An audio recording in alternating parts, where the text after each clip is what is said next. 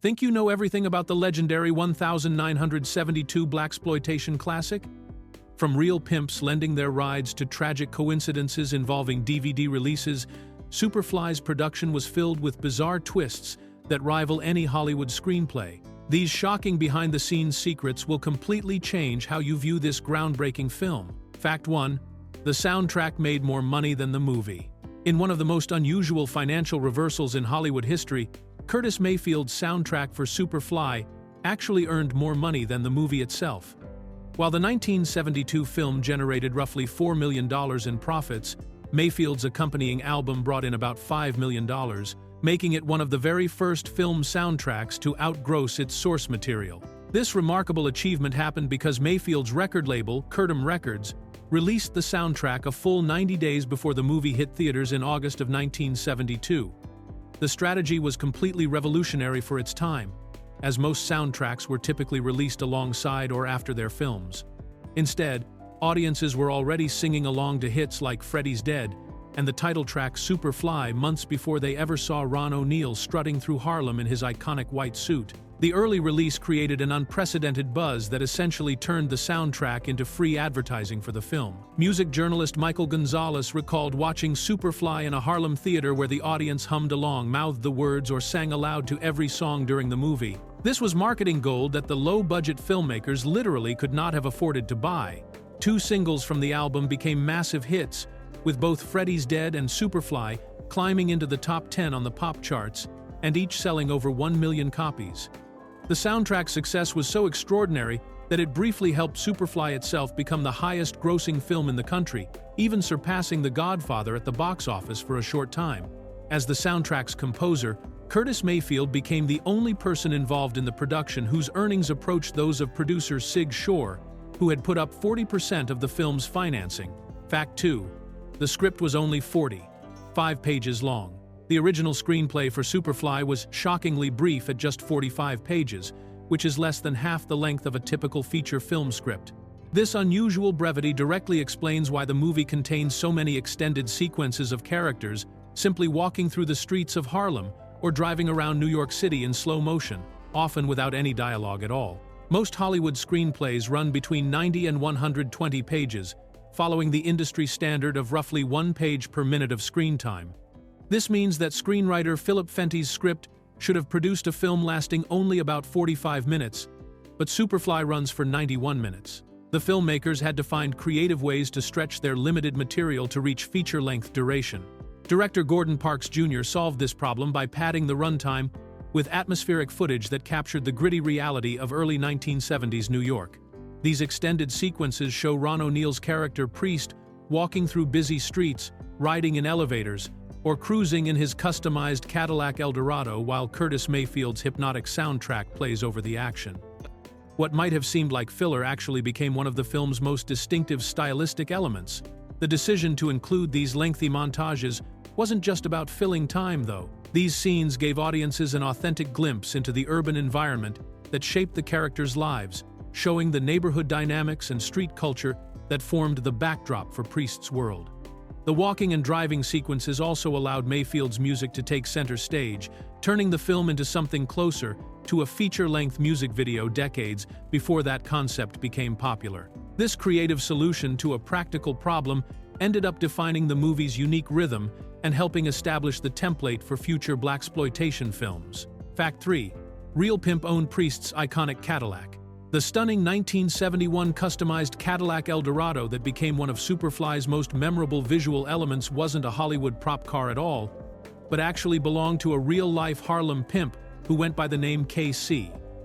The filmmakers made a deal with KC that allowed them to use his flashy ride in exchange for giving him a small acting role in the movie. KC's Cadillac was no ordinary car, having been extensively modified by Les Dunham Coachworks of New Jersey with custom headlight covers, a goddess hood ornament in the Rolls-Royce style, lake pipes, and distinctive circular porthole windows. These modifications made the vehicle perfect for portraying the kind of ostentatious luxury that drug dealer Youngblood Priest would drive through the streets of Harlem.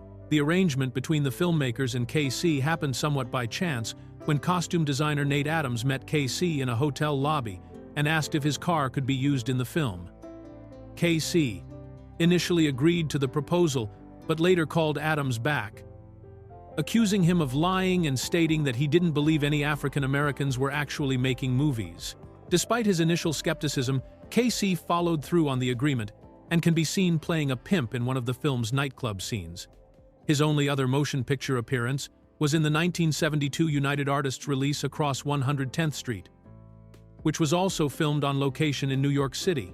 The car became so iconic that it helped launch a nationwide trend for automobile customization known as pimp-mobiles, with many aspiring drug dealers, gangsters, and pimps modifying their own vehicles throughout the 1970s after seeing Superfly. At the film's 40th anniversary screening, KC revealed that his famous customized Cadillac was eventually seized by the Internal Revenue Service. Fact 4. The cinematographer became SNL's film director. The man behind the camera for Superfly went on to have one of the most recognizable careers in television comedy, though most people never knew his name. James Signorelli served as the director of photography for the 1972 blaxploitation classic, capturing the gritty streets of Harlem with his inventive camera work before moving on to become the film segment producer and director for Saturday Night Live. Signorelli joined SNL in 1976, just 4 years after Superfly's release, and remained with the show for an incredible 35 years until 2011. During his tenure, he produced and directed more than 400 episodes of the legendary sketch comedy series, becoming the creative force behind many of the commercial parodies and filmed segments that SNL is famous for. His work on Superfly showcased the technical skills that would later make him invaluable to Saturday Night Live. The film's photography was noted for being more accomplished than most blaxploitation movies of the era, with Signorelli using creative camera angles and lighting to capture both the glamour and the danger of Priest's world. He employed techniques like split screens and multi-split screens during musical montages, allowing Curtis Mayfield's songs to play out in full while accompanying a series of striking visual images.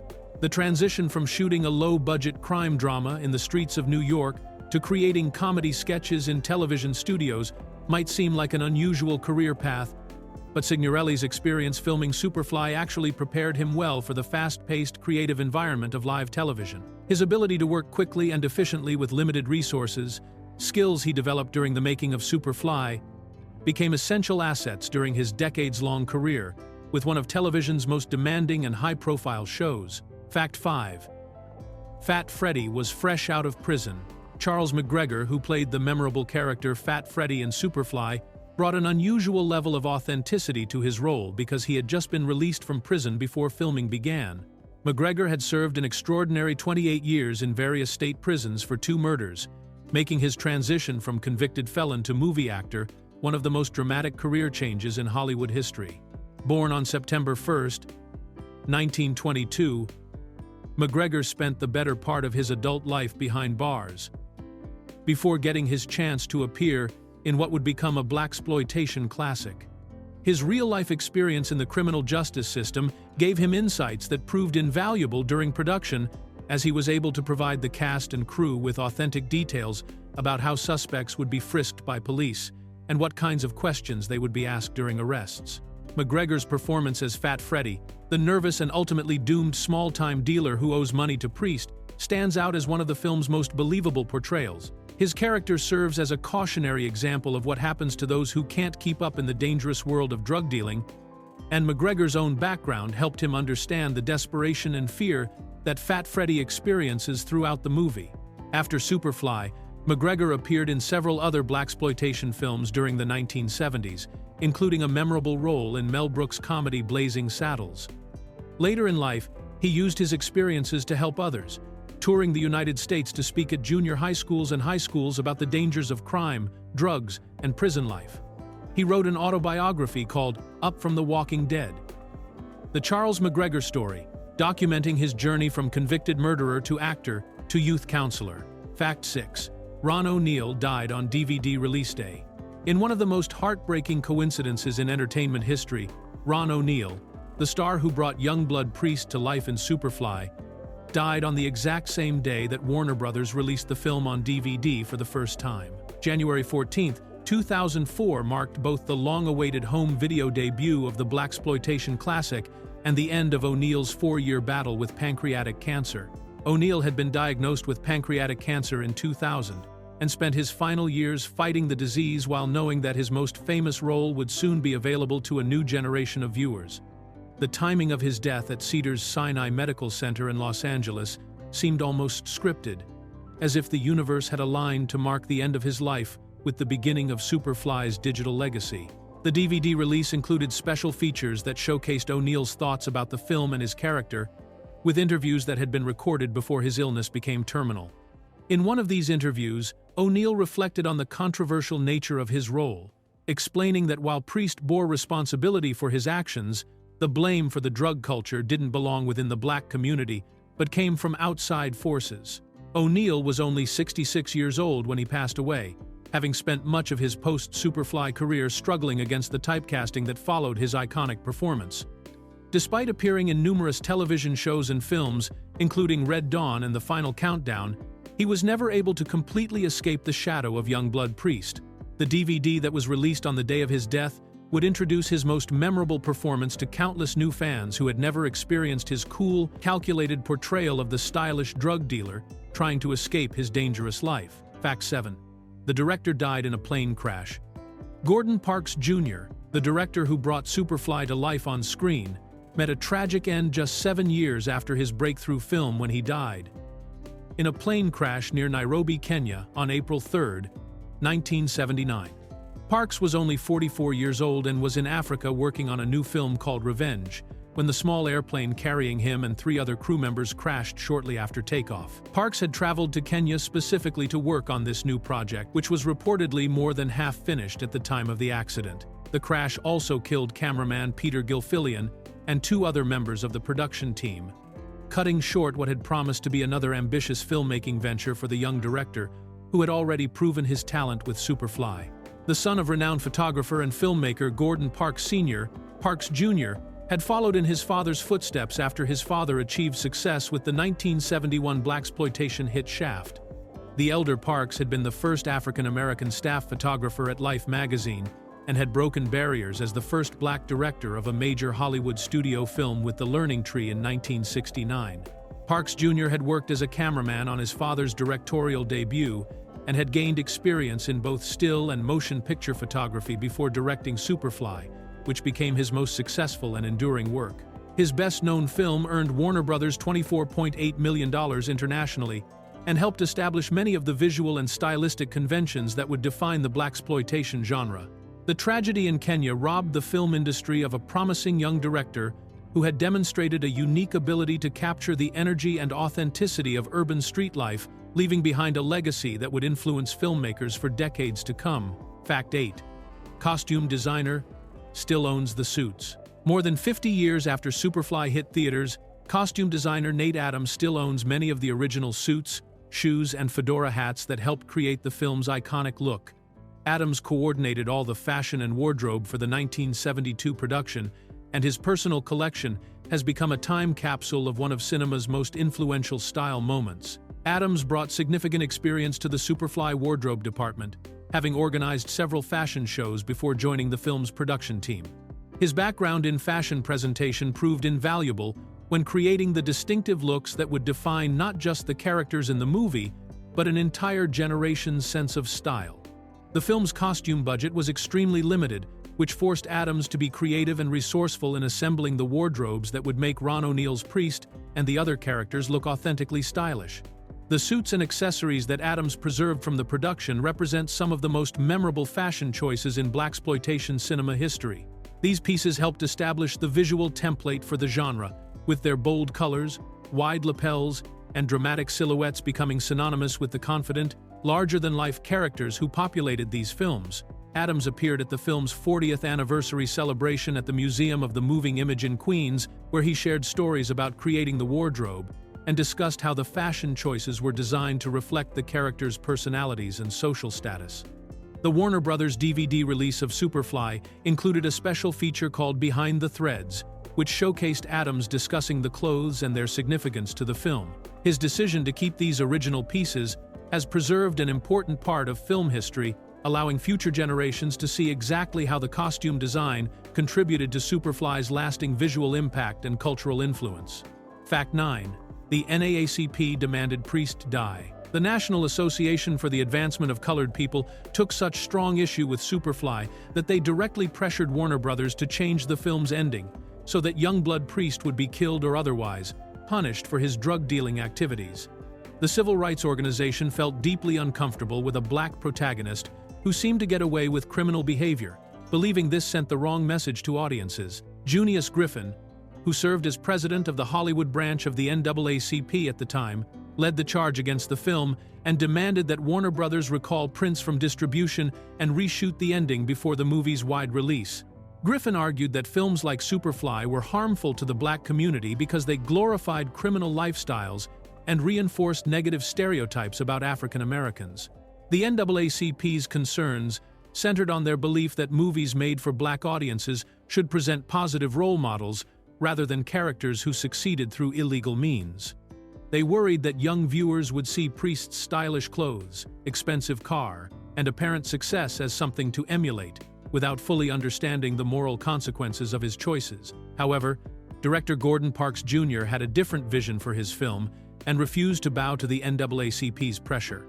Parks believed that showing Priest escape his circumstances delivered a more powerful message of hope to audiences who felt trapped by poverty and limited opportunities. He felt that having Priest die would simply reinforce the idea that people from disadvantaged backgrounds were doomed to failure.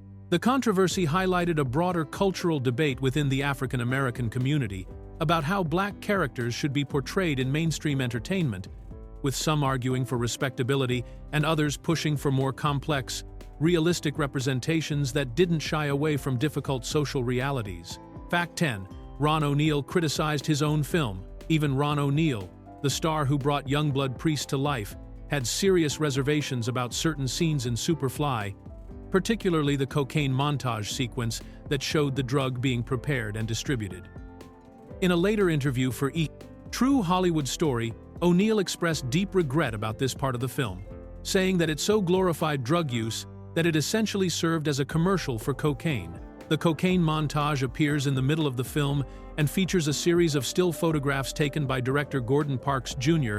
that illustrate how the 30 kilos of cocaine purchased by Priest and Eddie are prepared, packaged, distributed, and ultimately consumed by users throughout Harlem. The sequence was designed to show the entire supply chain of the drug trade, from the wholesale level down to street-level consumption.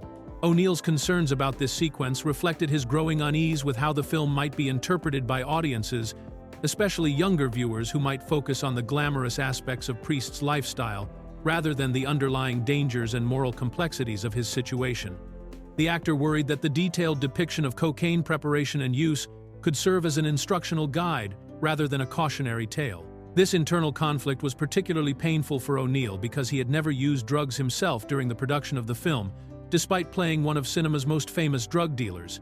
He later stated that the negative press surrounding Superfly often assumed he was drawing from personal experience with the drug trade, when in reality he was a classically trained theater actor who approached the role as a dramatic challenge. O'Neal's criticism of his own film highlighted the ongoing debate about whether Superfly was condemning or celebrating the lifestyle it portrayed on screen. Fact 11. The pimp's car was seized by IRS. The iconic customized Cadillac Eldorado that became one of Superfly's most memorable symbols met an ironic end when the Internal Revenue Service eventually seized it from its real-life owner, K.C. This revelation came during the film's 40th anniversary screening held at the Museum of the Moving Image in Queens, New York, where K.C. himself appeared as a special guest to share stories about his involvement in the production. K.C., the actual Harlem pimp who had lent his flashy ride to the filmmakers, in exchange for a small acting role, surprised the audience by revealing the ultimate fate of his famous vehicle during the question-and-answer session following the screening. The car that had helped define the visual style of blaxploitation cinema and inspired countless imitations throughout the 1970s had been taken by federal tax authorities as payment for unpaid taxes. The seizure represented a stark contrast to the car's glamorous on-screen presence, where it served as a rolling symbol of success and style as Ron O'Neal's character cruised through the streets of Harlem. The 1971 Eldorado had been extensively customized with features like custom headlight covers, a goddess hood ornament, lake pipes, and distinctive circular porthole windows that made it instantly recognizable to movie fans. Casey's attendance at the anniversary event, more than 4 decades after the film's original release, demonstrated the lasting impact that Superfly had on everyone involved in its production. His willingness to share both the positive memories of making the film and the unfortunate ending of his famous car provided audience members with a complete picture of how reality eventually caught up with the flashy lifestyle that the movie had portrayed so memorably on screen. Fact 12. 2 cast members died from overdoses. The tragic irony of Superfly extended beyond the screen when Carl Lee, who played Priest's partner Eddie, died of a heroin overdose in 1986. 14 years after the film's release. Lee's death made the movie's anti-drug message painfully prophetic, as his character had delivered one of the film's most memorable lines about how Priest had saved him from overdosing in the past. Carl Lee had enjoyed considerable television fame following his role in Superfly, appearing in numerous shows and building a successful acting career throughout the 1970s and early 80s. However, he eventually fell victim to the very substance that his character had dealt with on screen, succumbing to heroin addiction that ultimately cost him his life at a relatively young age. The circumstances of Lee's death became even more poignant when viewed in the context of a scene from the original film where his character Eddie tells Priest that without his friendship and support, he probably would have overdosed years earlier. This line of dialogue, which was meant to show the bond between the 2 characters and highlight the dangers of drug use, proved to be tragically prophetic in real life. Lee's death was not the only drug-related tragedy to affect the Superfly cast. While Charles McGregor, who played Fat Freddy, did not die from an overdose, his character's fate in the movie served as another cautionary tale about the consequences of involvement in the drug trade. McGregor had served 28 years in prison for 2 murders before being cast in the film, bringing his own real-world experience with violence and crime to his performance. The real-life struggles of these cast members added an additional layer of authenticity to the film's portrayal of street life and its inherent dangers. Fact 13. The term blaxploitation was coined to attack it. The word blaxploitation that we now use to describe an entire genre of 1970s cinema was actually created as a weapon against films like Superfly by Junius Griffin, the president of the Beverly Hills Hollywood branch of the NAACP in 1972. Griffin deliberately combined the words black and exploitation to draw attention to what he saw as the corrupting and harmful nature of these movies. The term first appeared in print in a Hollywood Reporter story titled NAACP Takes Militant Stand on Black Exploitation Films, published on August 10, 1972, just days after Superfly's release. Griffin used this new word to describe what he believed was a dangerous trend in filmmaking that took advantage of African American audiences' desire to see themselves represented on screen, but did so in ways that reinforced negative stereotypes. Griffin argued that instead of providing positive depictions of African Americans, these films offered windows into worlds of crime, sex, and violence that appealed to audiences' worst impulses. He stated that the NAACP would not tolerate the continued warping of our children's minds with the filth, violence, and cultural lies that are all pervasive in current productions of so-called black movies. The civil rights leader organized protests alongside other groups, forming the Coalition Against Blaxploitation in the summer of 1972 to shine a spotlight on what they saw as racial inequality in the film industry. Griffin believed these movies represented a form of cultural genocide that prevented real progress by allowing people to become satisfied with escapist entertainment rather than fighting broken systems. Ironically, the term that Griffin created as criticism became the standard way to categorize these films, and many of the movies he opposed are now considered classics of American cinema. Fact 14. The film briefly topped The Godfather. In one of the most surprising box office upsets of 1972, Superfly actually managed to briefly overtake The Godfather as the highest-grossing film in the United States, proving that audiences were hungry for the kind of authentic urban storytelling that the low-budget blaxploitation film delivered. This achievement was particularly remarkable considering that The Godfather was a major studio production with established stars like Marlon Brando and Al Pacino, while Superfly was an independent film made for less than $500,000. The success of Superfly represented a seismic shift in Hollywood's understanding of moviegoing audiences as studio executives suddenly realized that African-American viewers represented a significant and underserved market. When the film opened in New York theaters, the response was so overwhelming that some venues ran out of tickets while lines of eager moviegoers still stretched around city blocks. By the end of 1972, Superfly had secured its place as the third highest-grossing film of the entire year, trailing only The Godfather and the Barbra Streisand comedy What's Up, Doc? According to Variety reports from October 1972, Superfly ranked third behind The Godfather and Play It Again, Sam in the list of top-grossing films by September of that year. The film's commercial triumph was driven not just by its compelling story and memorable characters, but also by the massive popularity of Curtis Mayfield's soundtrack, which had been released months before the movie and had already created a built-in audience of fans eager to see the film. This combination of musical success and authentic street-level storytelling created a cultural phenomenon that proved low-budget independent films could compete with major studio releases when they connected with audiences in meaningful ways. Fact 15. DVD ending was censored from original. When Warner Brothers released Superfly on DVD in 2004, they made a significant change to the film's ending that altered the original artistic vision and disappointed longtime fans who remembered how the movie was supposed to conclude. In the original theatrical release and on VHS copies, Curtis Mayfield's iconic title track Superfly continues to play for several minutes after the words "The End" appear on screen, allowing audiences to absorb the full emotional impact of the song while the screen fades to black. This extended musical conclusion was an integral part of the film's design, giving viewers time to process what they had just witnessed, while Mayfield's powerful lyrics and hypnotic rhythm provided a final commentary on Priest's story.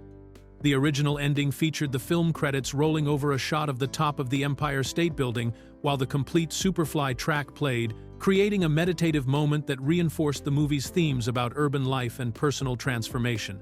However, when Warner Brothers prepared the DVD release, they decided to fade out Mayfield's song halfway through, right as "The End" appears, and immediately replaced it with the updated AOL Warner logo that was being used at the time.